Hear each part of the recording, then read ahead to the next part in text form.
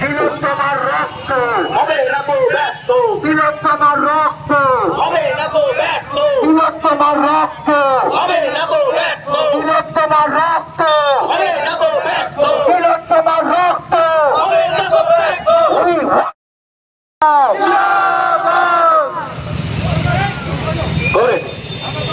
আমাদের পথসভা শুরু হলো, আপনারা সবাই সুস্থভাবে এখানে দাঁড়িয়ে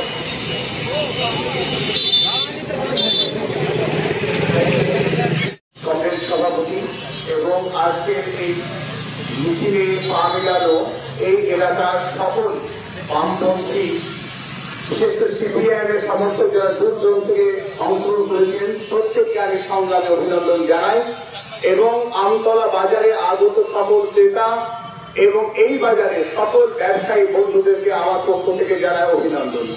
আমরা বর্তমানে এক বিভীষিকার মধ্য দিয়ে যাচ্ছি।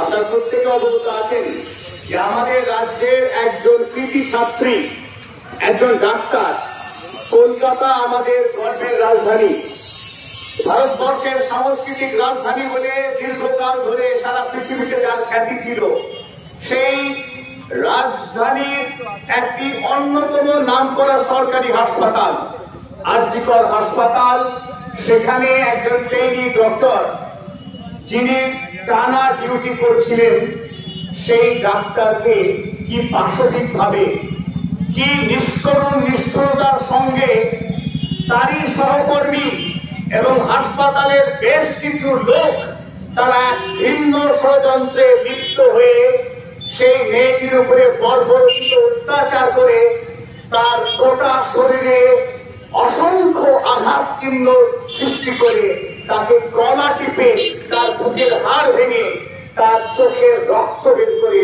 তাকে খুন করলো। এই পৈশাচিক জঙ্গলের পশুরাও এই অমানবিক নিষ্ঠুর ধর্ষণ এবং খুন কাণ্ডে শিহরে উঠবে। আজ আরো আশ্চর্যের বিষয়, এই খুন হওয়ার পর আমাদের রাজ্য সরকার নির্লিপ্ত, নির্বিকার এবং উদাসীন থেকেছে এবং এই জঘন্য খুন এবং ধর্ষণের ঘটনাকে ধামাচাপা দেওয়ার অপচেষ্টা করেছে। আমরা জানি মাত্র কয়েকদিন আগে বাংলাদেশে স্বৈরাচারী হাসিনা সরকারের পতন হয়েছে। বাংলাদেশে বীর ছাত্র যুব নেতারা যেভাবে পথে আত্মবলিদান দিয়েছে, আমরা ভুলিনি আবু সাঈদের কথা, যে আবু সাঈদ পুলিশের গুলি বুকে খেয়ে একটার পর একবার গুলি খেয়ে পুলিশের দিকে ব্যারিকেড ভেঙে এগিয়ে গেছে আন্দোলনের ব্যাটন হাতে, এবং তারপর বাংলাদেশে প্রায় 340 জন যুবক পুলিশের গুলিতে খুন হয়েছে। কিন্তু বাংলাদেশের বৈষম্য বিরোধী ছাত্র যুব আন্দোলনকে বাংলাদেশের পুলিশ ব্যর্থ করতে পারেনি। আর সেই ওপার বাংলা থেকে আন্দোলনের ঢেউ আসতে পেরেছে এপার বাংলায়।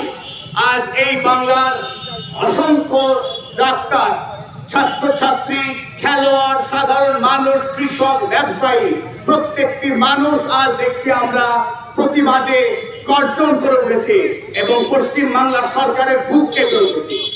আপনারা অবাক হবেন, আজকে রাজ্যের প্রধান আমাদের শাসক, মুখ্যমন্ত্রী, যিনি স্বাস্থ্যমন্ত্রী, যিনি পুলিশ মন্ত্রী, তার তিনি রাস্তায় নামছেন প্রতিবাদ করতে। এই পৃথিবীতে বিরল একটি ঘটনা, শাসক, মুখ্যমন্ত্রী, পুলিশ মন্ত্রী, স্বাস্থ্যমন্ত্রী তিনি রাস্তায় নেমেছেন। কি দাবিতে? তিনি বিচার চাইছেন। তিনি আবার বলছেন ধর্ষিতার ফাঁসি চাই, নির্যাতিতার ফাঁসি চাই। অবাক করা কথা, তিনি এটা বলতে চাননি। তিনি বলতে চেয়েছেন নির্যাতনকারীর, ধর্ষণকারীর ফাঁসি চাই হয়তোবা, কিন্তু তার সাবকনসিয়াস মাইন্ড থেকে বেরিয়ে গেছে এই কথা। তিনি সংশোধন করলেও তার আগে এই গল্প গোটা দেশে ভাইরাল হয়ে গেছে, যে তিনি বলছেন যে নির্যাতিতা, যে কল্লোলিনী, যিনি নির্যাতিত হয়ে খুন হলেন সরকারি হাসপাতালে, যেখানে তার সুরক্ষিত থাকার কথা, যেখানে বাবা মা নিশ্চিন্তায় ছিলেন, ছোট্ট মেয়েটিকে তিল তিল করে বড় করেছিলেন। সেই মেধাবী মেয়েটি একটার পর একটা পরীক্ষায় সোনার মতো ঝকঝকে রেজাল্ট করেছিল, মাধ্যমিক দিয়েছিল, উচ্চ মাধ্যমিক দিয়েছিল। বাবা মা গর্বিত হয়েছিল, এলাকার মানুষ গর্বিত হয়েছিল। যেদিন ওই মেয়েটি নিট পরীক্ষায় পাশ করেছিল, ডাক্তার হওয়ার জন্য উত্তীর্ণ হয়েছিল, এলাকার মানুষ দু হাত ধরে আশীর্বাদ দিয়েছিল, বলেছিল মা বেঁচে থাকো, বড় হও, মানুষের পাশে দাঁড়াও, অসহায় মানুষকে চিকিৎসা করো। সেই স্বপ্ন নিয়ে মেয়েটি এমবিবিএস পাশ করেছিল, পোস্ট গ্রাজুয়েশন করছিল। যে মেয়েটি আগামী দিনে অনেক বড় ডাক্তার হতে পারত, তার বাবা মা সাধারণ পরিবারে অনেক কষ্ট করে তিল তিল করে পয়সা জমিয়ে এই মেয়েটিকে বড় করেছিল তার বাবা মা। আর একটা বছর পর তার মেয়ে পাশ করে বেরিয়ে আসবে, কোন হাসপাতালে চিকিৎসা করবে, অসংখ্য রুগ্ন মানুষের মুখে হাসি ফোটাবে। কিন্তু সব স্বপ্ন শেষ হয়ে গেল এই বর্বর নিষ্ঠুর ধর্ষণকারীদের লালসার থেকে তাকে বাঁচানো গেল না। যেখানে রাজধানীর অসংখ্য কলকাতা পুলিশ, যেখানে সিভিক ভলেন্টিয়ার্স, যেখানে হাসপাতালের প্রিন্সিপাল সন্দীপ ঘোষ, আপনারা দেখেছেন সন্দীপ ঘোষের তার কীর্তিকলাপ কিভাবে টিভিতে দেখানো হয়েছে কয়েকদিন ধরে টানা।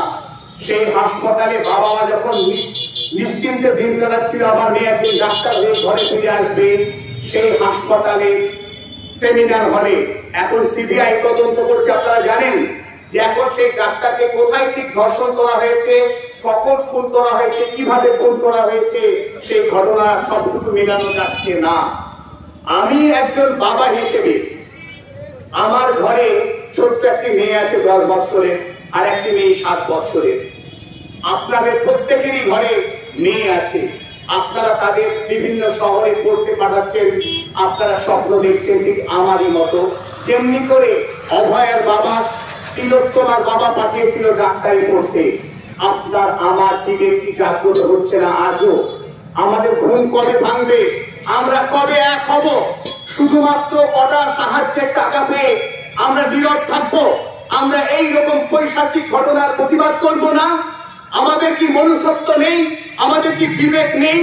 আমাদের কি বাবা হিসেবে, ভাই হিসেবে এইভাবে আমার ঘরের মেয়েকে ধর্ষণ করে খুন করবে আর আমরা নিশ্চুপ থাকবো, অসহায় থাকবো, নীরব থাকবো? আমরা রাস্তায় নামবো না? আমরা প্রতিবাদ করব না? তবে কি আমরা বলবো আমরা মানুষ, আমরা ঈশ্বরের শ্রেষ্ঠ জীব?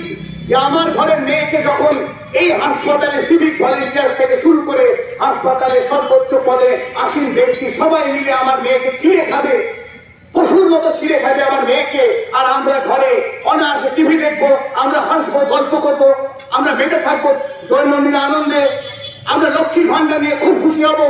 আমার ঘরের ছেলেটা চাকরি পাবে না, আমার ঘরের ছেলেটা ওই কেরালায় যাবে, চেন্নাই যাবে, 10 তলা বিল্ডিং থেকে পড়ে গিয়ে মরবে, তার ভাঙা বাবারা ওই লাশ আনবে, আমি কবর দেবো না, আমি হাসবো। বদলাবো না, আমরা রাজ্য সরকারকে বদলাবো না, আমরা চাইবো না মানুষের অধিকার, মানুষের শান্তি চাইবো না, সমাজে আমরা চাইবো না মানুষের ক্ষমতায়ন। যে মানুষ সরকার গড়ে সেই মানুষকে যখন এইভাবে পৈশাচিকভাবে খুন করা হয়, মানুষ জাগবে না। আর কবে আমাদের ঘুম ভাঙবে? কবে আমরা ঘুরে দাঁড়াবো? কবে আমরা রুখে দাঁড়াবো? বাংলাদেশের সাধারণ ছাত্র জনতা যদি পারে, আমরা কেন পারবো না? আমাদের কি কম আছে? আমরা তো একই বাঙালি, ওপার বাংলার এপার বাংলার মানুষের একই রক্ত বইছে, আমাদের একই ভাষা। বাংলাদেশের মানুষ যদি বিদ্রোহী হয়, এবার বাংলার মানুষ কেন বিদ্রোহী হবে না? কেন স্বৈরাচারী শাসকের আমরা ঘুম ভাঙাতে পারবো না? বন্ধুগণ, আমাদের সেই দিন এসেছে জেগে ওঠার। আর নিদ্রা নয়, আর শান্তি নয়, আসুন হাতে হাত রেখে পথে আমরা লড়াই করি, এই শাসককে আমরা ক্ষমতা থেকে ছুঁড়ে ফেলি। আমরা চাই একজন শাসক, যে শাসক সাধারণ মানুষের নির্যাতনে, অত্যাচারে তিনি বিবেকে আঘাত পাবেন, তিনি মানুষের বিচার দেবেন, তিনি ন্যায় বিচার প্রতিষ্ঠা করবেন, সমাজে তিনি জাস্টিস প্রতিষ্ঠা করবেন। এই ধরনের নাটক করা সরকারকে আমরা চাই না। যিনি মুখ্যমন্ত্রী, পুলিশ মন্ত্রী, স্বাস্থ্যমন্ত্রী হয়ে তিনি রাস্তায় মানুষের সিম্পাথি আদায় করার জন্য মিছিল করছেন, অথচ তিনি অপরাধীকে ধরতে সাহায্য করছেন না, তিনি ধরছেন না, তিনি আড়াল করছেন। তাই বন্ধুগণ, প্রত্যেকে সংগ্রামী অভিনন্দন জানিয়ে এই আন্দোলনকে আরো শক্তিশালী, আরো জোরদার করার জন্য আমি আহ্বান করি। আর আমরা রাজনৈতিক রং দেখবো না, আমরা জাতি ধর্ম আর বিভাজিত হব না, আমরা ঐক্যবদ্ধ সংগ্রামী আন্দোলন গড়ে তুলব। এই বলে আমার সকলকে অভিনন্দন জানিয়ে আমার সিপিআই মালিককে আমি অভিনন্দন জানিয়ে আমার বক্তব্য শেষ করলাম। ধন্যবাদ।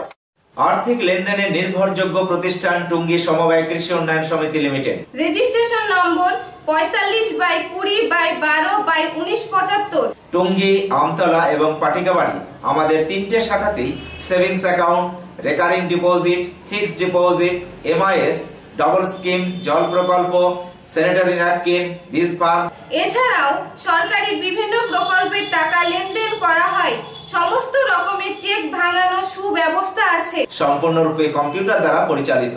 সর্বদা সঠিক সময়ে পরিষেবা দেওয়াই আমাদের লক্ষ্য। সাবস্ক্রাইব করুন এবি24 নিউজ চ্যানেলটিকে, অবশ্যই বেল আইকনটিকে প্রেস করুন। সবার আগে তাজা খবরের আপডেট পেতে লাইক করুন, শেয়ার করুন এবং দেখতে থাকুন এবি24।